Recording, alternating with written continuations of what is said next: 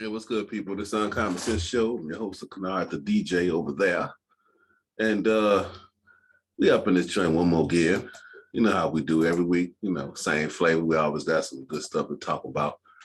So I'm going to go ahead and send this code out over here to the crew, and we're going to get the ball rolling.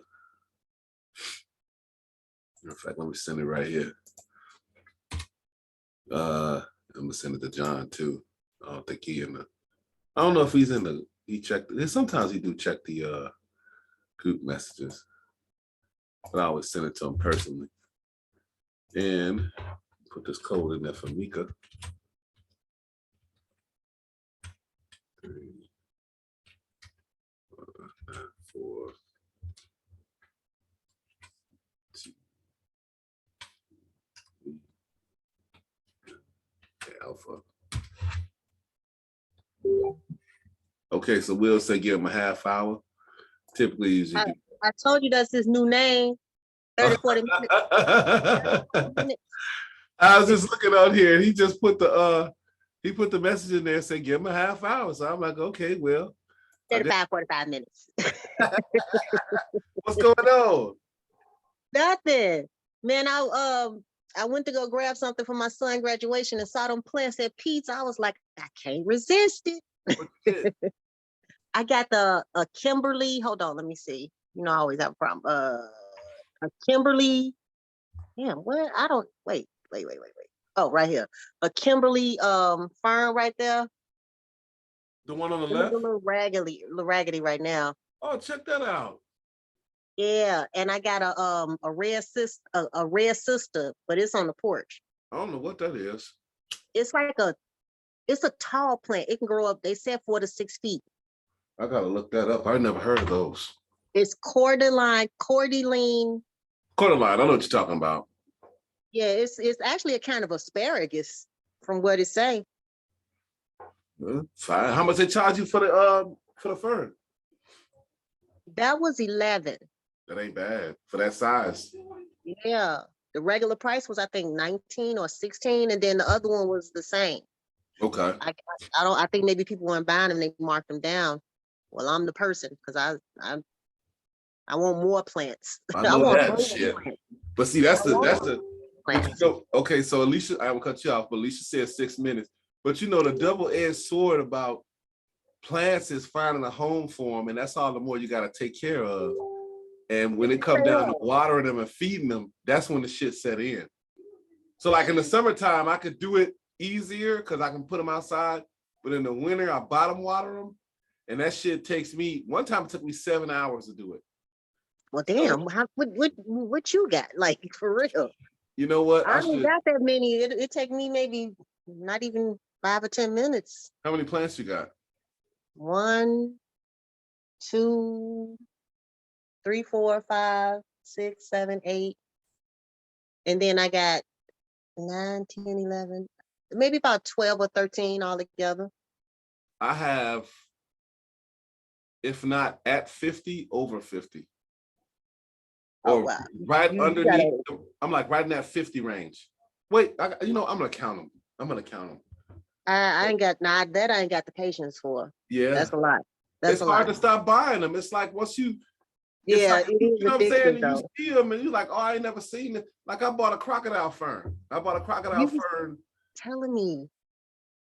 I didn't show you that one. You told me about it. You said the leaves look like crocodile skin. They do. I'm gonna have to look at that one though. It's nice. I only spent like $8 for it. Oh, then I must have told you about the other one because I bought a Schifferilla too. And the Schifferilla. A Schifferilla. A Schifferilla. Yeah. But we on the same page. Just you know what I'm talking about. But I bought that one, and that one was like $15. You know what I want? Some arboricolas. I don't know what those are. They got like thick, shiny leaves. We talking about like a rubber tree? It kind of looked like a rubber tree, but it's called an arboricola. And I want some rhapis palms. Who palms? Rhapis, R-H-A-P-A-R. It's Rafis palms. Let me look them up because I don't know what I know. We talking like a palm tree? It's not a palm tree in a sense like the ones that you see in California and stuff, but it is a palm. I don't know. Have you seen them out anywhere? Yeah, they be like, if you see them, when you see it, you will know it. Rafis palm? Is that what you said? RHAPHIS, I think, or RAF. Look up RAFIS palm. Hold on, let me see. It came up in the Google. You spelled it right. Okay. They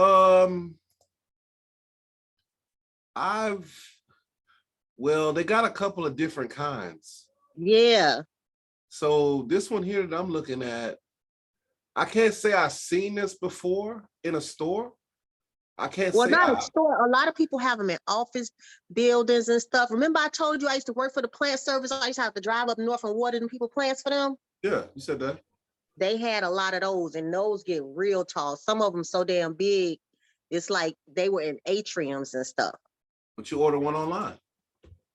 No. You could. I mean, that's you For could one, definitely. what I'm gonna have to do is like fully insulate my living room because it's real drafty up here, and they need to be like they from the tropics, so they need that humidity, and they need that that warm air. And sometimes it be so cold in my living room, you can't even sit in here. Mm-hmm. But the downside about that is like what we was doing. We was taking and getting the humidifiers and all that shit, and what happens is that creates more gnats. So then, and it might sometimes you have to be careful with the humidity because it'll make bacteria grow on your walls. Exactly. So it was just best for us. When I say us, I'm talking about me and my mother. It was best for us to just not do those anymore and just go old school, just natural sun, and water and maybe some food here and there. So yeah. When we first moved in over here, that's what I was doing. I stopped doing that shit, But like I don't even put my plants. I got like 5 pots outside on top of the other 50 that's in the house. So it's an addiction. It's hard because if you're out there where they sell them at, you're gonna go look, and then I just bought a banana tree. I went in there, like I said, I went to go buy an outfit, and then I was like, "Ooh, look what they got!" And I was like, "Ooh." It's hard to not get them. It's hard. I like plants, but I don't care too much for flowers. Yeah, I'm not a big flower person, but every plant does flower. They produce flowers. The females supposedly. Okay, I didn't know that much about it. That red sister I got, they said if some of them actually will grow fruit. I wouldn't eat it, but you can. I mean, it's just like the banana tree produces bananas. You know what? Speaking of bananas, I should have grabbed some in the store. I'm about to do this detox. Okay.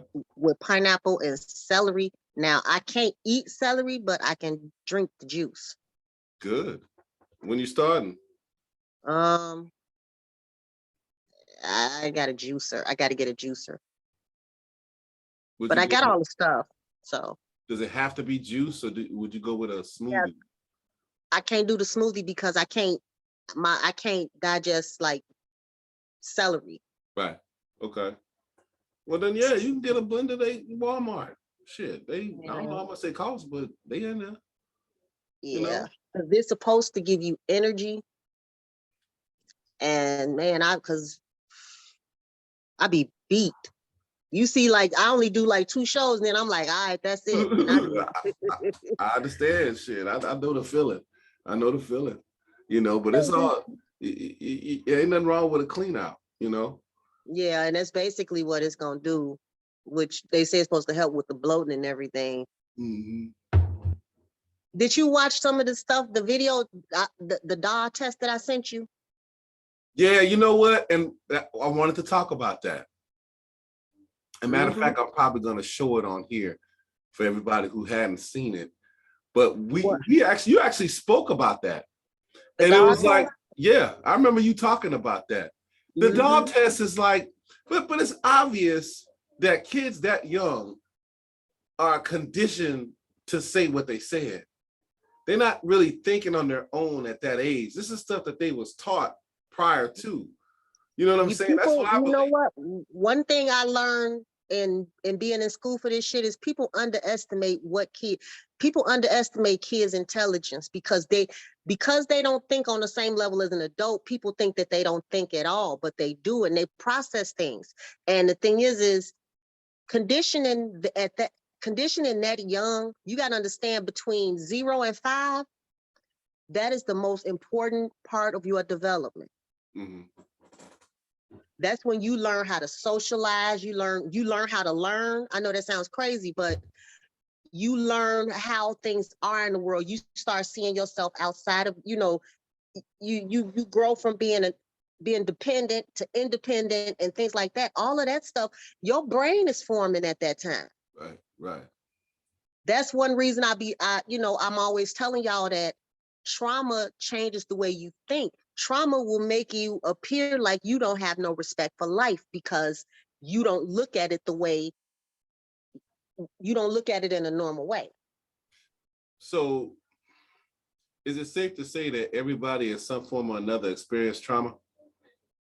Yeah, most people have, but it depends on the trauma. It depends on your, basically Reaction.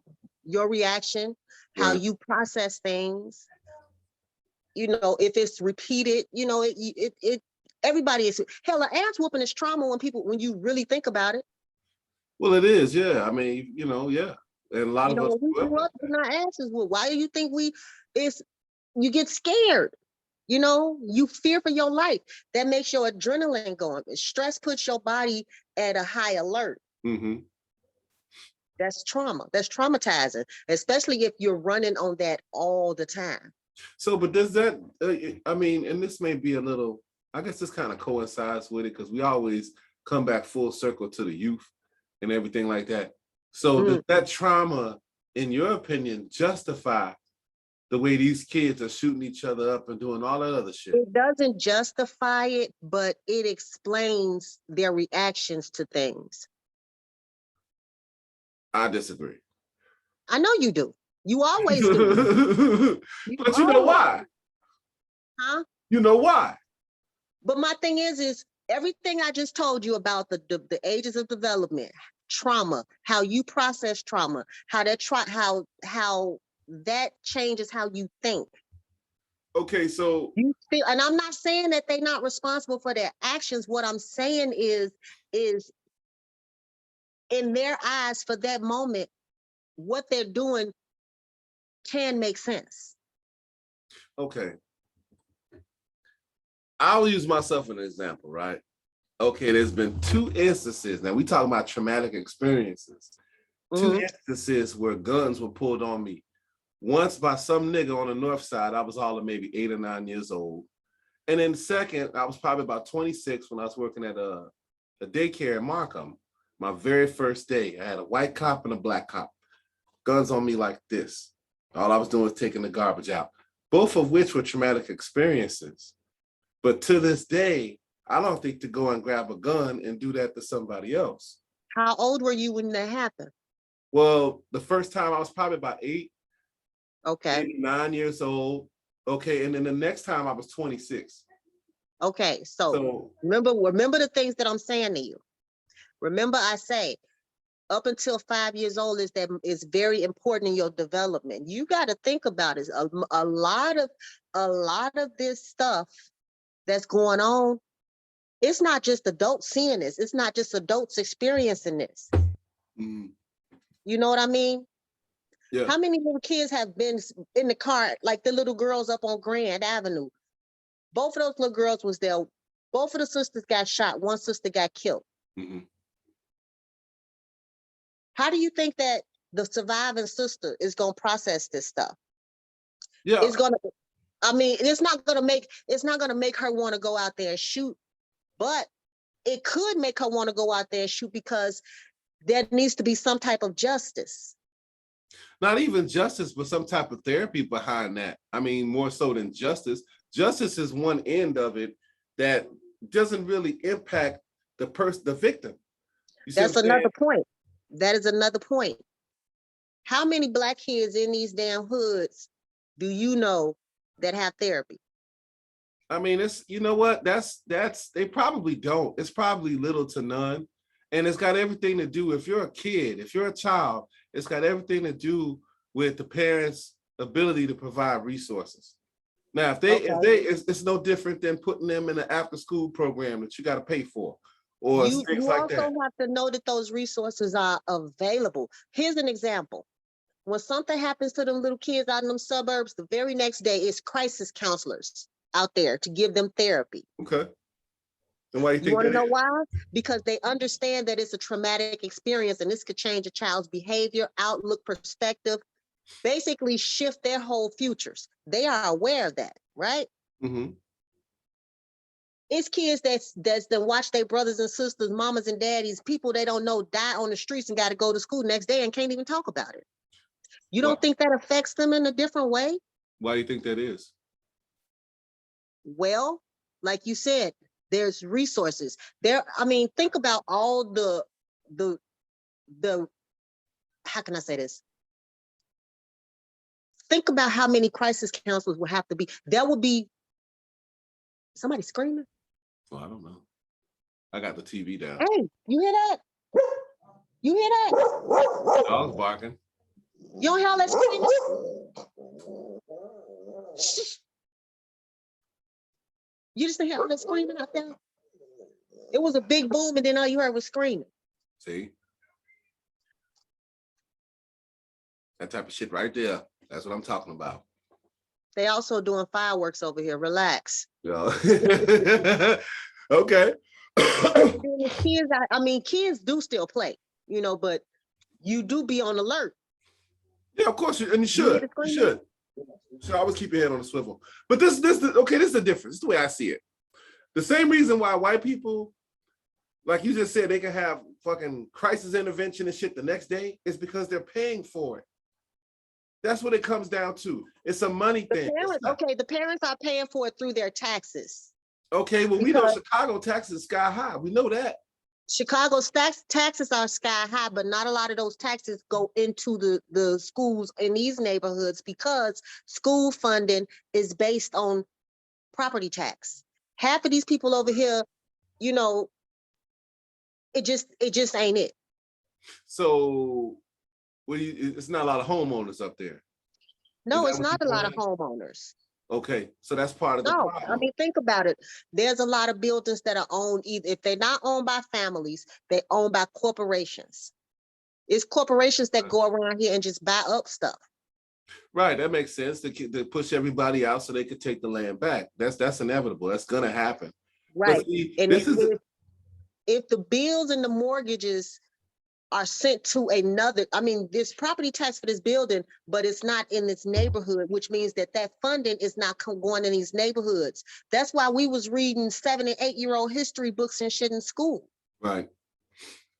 We Because looking at this shit like, damn, we know this not, you know, this changed. This not the Soviet Union no more. It's not the USSR no more. It's Russia, you know. Mhm. That's what I'm saying. And that again goes into redlining. That again goes into the denial of a lot of Black people of loans. To this very day, they have done like these things where same name, or no, they got the same credentials, same credit scores, same incomes. One is Black, is one is white. They deny them. Wells Fargo owe people so much goddamn money, it's ridiculous because of that. And then think about all these predatory loans where people lose their buildings and stuff, subprime mortgages and all of that. So wouldn't it make sense to me if that's what the case? Well, it does make sense to me to move out of Chicago, if for no other reason, because it's more available resources to you in, say, some other town, maybe in the outskirts somewhere, because that's where they're pushing everybody Also, at. okay, but think about it like this. One good thing about Chicago is public transportation. Then there's public trans out here. It's not a lot, but it exists. It's not public transportation everywhere, though. That's Look true. at all the like Elk Grove Village. Mhm. It's limited. which means that limits you, the time you getting it to and from, you can't work certain shifts and things like that. Mhm. It's okay. In your mind, it's a solution, but the solution is not realistic to everybody. Right. You see what I'm saying? It makes sense to you because that's something that you can do because guess what? You got a car. Mhm. You know what I'm saying? Think Right. about it like this. You got to be at work at 7. Mhm. You working out in Elk Grove Village, guess what time you got to leave out the house? Right. I mean, yeah, I get 5. that. Mm-hmm. You know what I'm saying? Or it's the reverse. You get off at 7, the bus stop running at 7. Mm-hmm. You ain't gonna waste your whole check. I mean, think about it. If you took Ubers, you basically working to pay for Ubers. That's what it come to. It's what it come to. So sometimes that's not your solution is not a solution for everybody because everybody's experiences, everybody's situations is different. Some people just don't want to leave the city. They feel it's boring out there. You got to admit that. It's some people who just really can't afford to. Maybe the rent is affordable here and the schools is close and accessible. You know what I'm saying? You have to think about it like that. Like in Georgia, I had a car. My son was bused to school. My son's school was almost 2 miles away. But he had a bus. He had a bus, but if he missed that bus, and I know it's because he was playing around, he had to walk them 2 miles. Mm. You know what I'm saying? In the building. Yes, Yo. What's good, brother? I'm What's chilling. up, Johnny? What's up? I'm pulling the wheel tonight. I'm laying on the floor. Me and my dog, my back is killing me. It be like that sometimes. I understand. Yeah. It's over 40. Honestly, I've been sleeping on the couch because of my damn back. So, man. I need a little small 4'11" Asian to jump up and down on my shit. They got him in Thailand. They got him over there. No, I don't want no lady boys. You gonna rent you a back jumper. Yep. Like what you want, sucky? No, I just need to get the back. To make this back do what it do. Forget the sucky. John, we was talking about redlining and the video that Em sent down. You said the red line? Yeah, well, redlining. Redlining. Yeah, she was talking basically like what a redlining. You don't know what redlining is? I think that's when they drew the districts around like the CTA. No. That's the train. Redlining is what they do. They literally draw red lines around certain neighborhoods, and they say we're not putting no money in these neighborhoods. We're not giving no loans out. We're not doing anything. Oh, okay. You know what neighborhoods those are. Okay. That's what redlining is. And they started doing that when like after the Second World War. Mm-hmm. They started doing it after that time because guess what? All the veterans was getting loans, which means that the veterans, no matter what color, could move anywhere. Right. Wait a minute, we ain't free like that yet. Y'all can die for us, but no, y'all can't live with us. Mm-hmm. So they started doing it in certain areas. You heard of white flight, right? Yeah. That's when basically they start giving loans in certain areas to Black people, and all the white people move out. But redlining basically, and guess also one thing about redlining is they push you in these neighborhoods and they don't put any money into it. People move out, so the businesses move out. Then they won't give you loans to start your own business or businesses. It's very rare when they do. Which, if you have no loans, that means you can't fix up your buildings. You have no loans and stuff, that you can't put equity in that building. You also can't buy houses in certain areas that you can pass on, which gives you generational wealth. That's redlining, and that explains the physical. That's one aspect of the ghettos, because there's nothing being poured into them. Well, we was talking. We was also talking about the doll test too, and as far as the conditioning that's being put on the kids, and I personally would attribute it to the adults or the parents who are conditioning the kids, whereas Ebony would say something to the contrary. So she sent the video in there maybe a day or so ago. I don't know when it was. Might have been. No, I went today. It was last night when we were talking about self-hate. Right. When we were talking about what the topic of the show was going to be. Okay. And right. I did that because I was trying to prove how early conditioning starts. But but it still, it is in fact conditioning. It's conditioning that, okay, just like, okay, let's do it this way. So basically the test is, it's like this. White supremacy is the standard. And when I say that, I mean, most things that are made, most things that you see, especially back in those days, did not feature anybody that looked like you. I don't care who you see in your house. Once you realize that the world is bigger than your house, and you constantly being exposed to something on, it could be TV, it could be the books that you learn in, it could be your Bible. You see what I'm saying? That conditions you. That's why to this very day, a lot of Black people do not want to see a Black Jesus, because in their mind, since they've understood that they've seen a white Jesus. Do you know in 69 or was it 68, Ebony magazine almost went out of business because they depicted on the front of the cover a Black Jesus, and Black subscribers were so fucking pissed. They called in, wrote in, and threatened to cancel their subscriptions if they didn't take that down. Well, that's that just speaks volumes of our own ignorance. I mean, because it says it right there in the book. I mean, you have to read the book. But see, you can't just attribute that to Black people. Everybody has the same conditioning. However, it benefits some people more than others. It's called what an archetype is. No. You get in your mind what something is, like a white Jesus. Now, how do you think it feels seeing a God that looks like you, seeing a God that looks like they could be your uncle, your dad, your brother, or you, versus as a Black kid seeing a Jesus that's white? You're going to always associate good and right with white.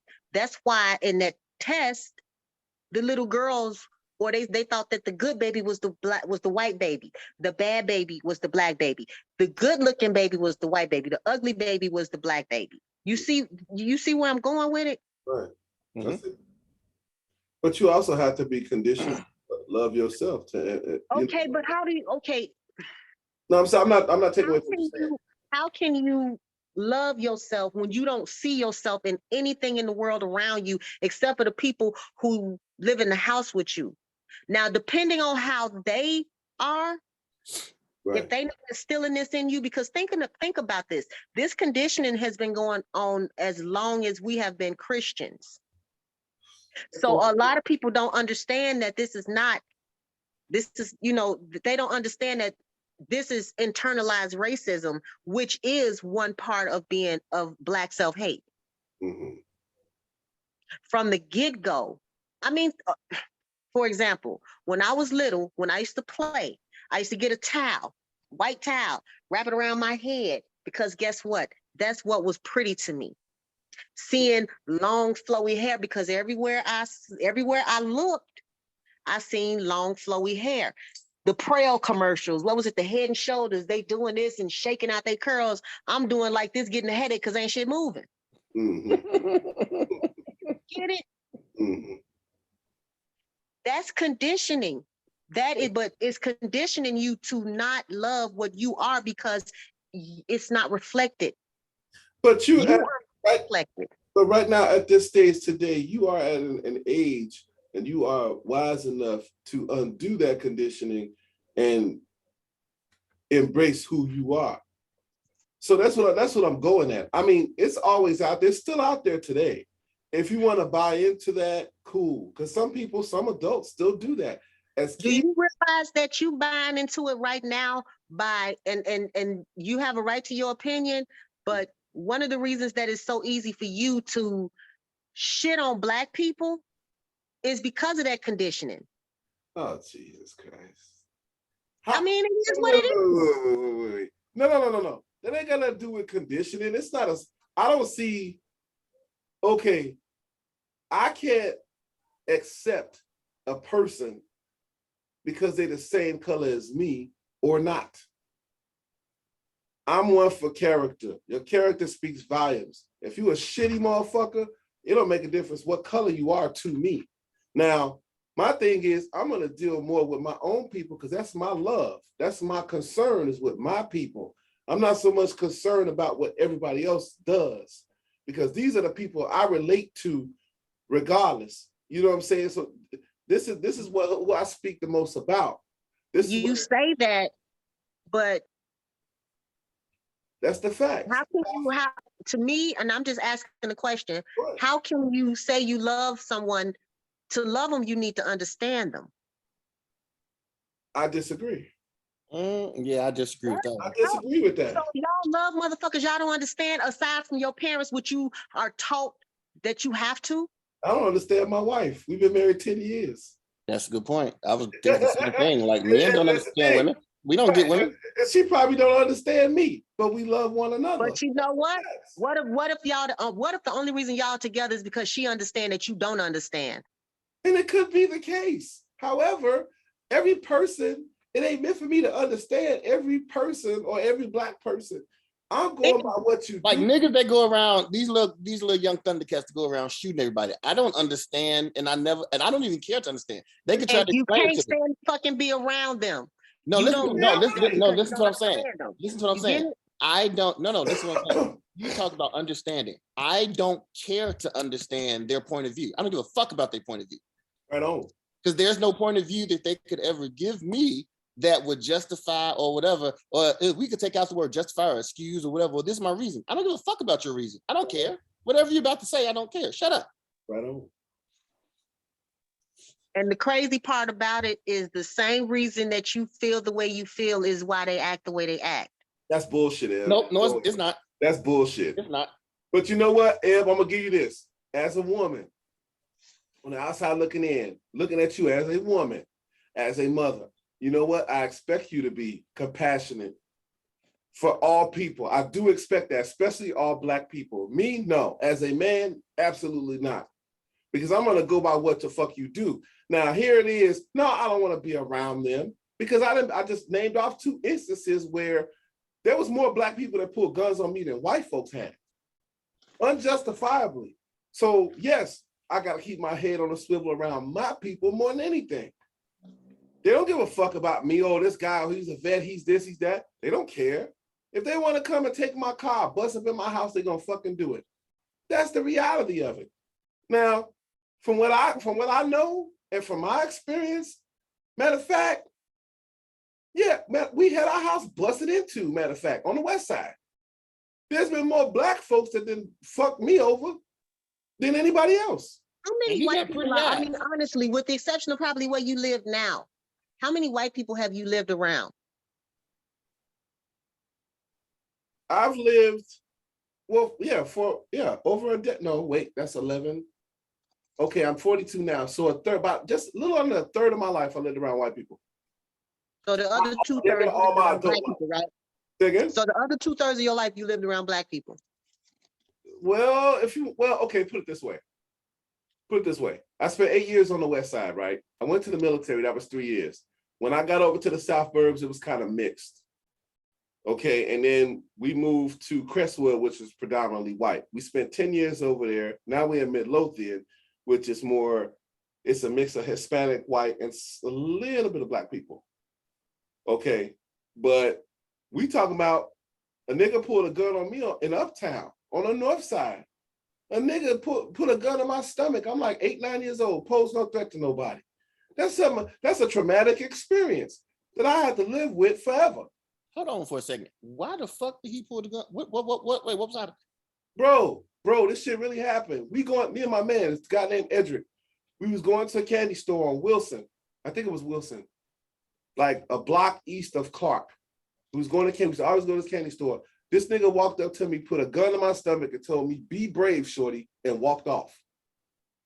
True story. I didn't know this nigga. I didn't know nothing about him. Nothing. Some young nigga. Crazy. I was all like Wow. 9 years old, bro. He put a gun in my fucking stomach. Hey man. So Like, you what's so up okay, with so that shit? dig this. See, this in the Dig this. 80s. This in the 80s. This ain't like how it is now. This in the Okay. 80s. Okay, now dig this. Imagine going through that and you never were able to get away from it. I can't Because, now.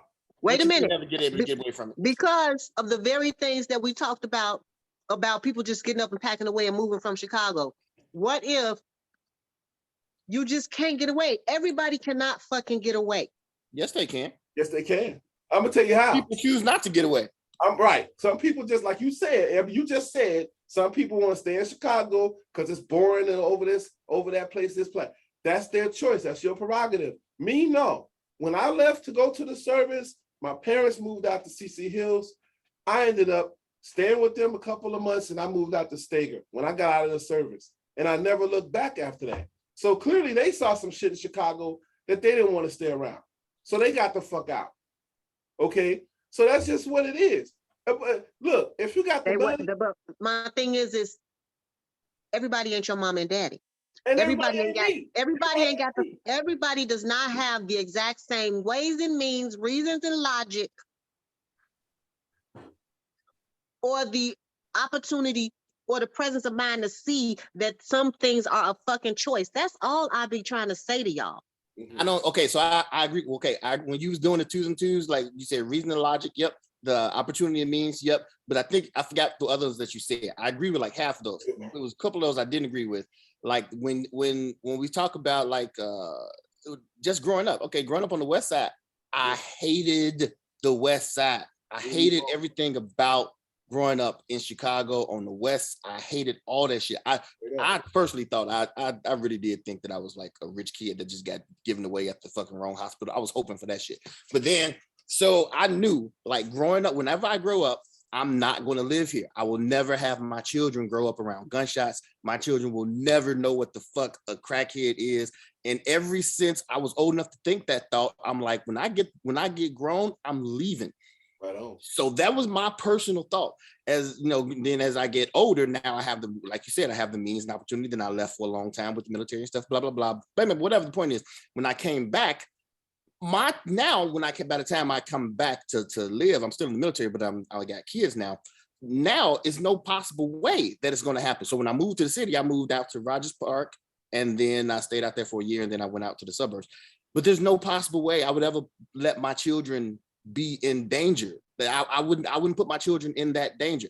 Now I know a lot of people say that, hey, you know what? They shoot out in the suburbs and stuff like that. True, that is true. But the frequency of how often they shoot in the suburbs is not close to how often they shoot in back in the city. Like not even close. So that's why I'm completely fine. I'm perfectly fine with not people who don't want to go to stay in the city. The other thing is that when I grew up, I wasn't the only person who thought like that. Yes, the people that I was riding my bike with, none of us liked the way that we lived.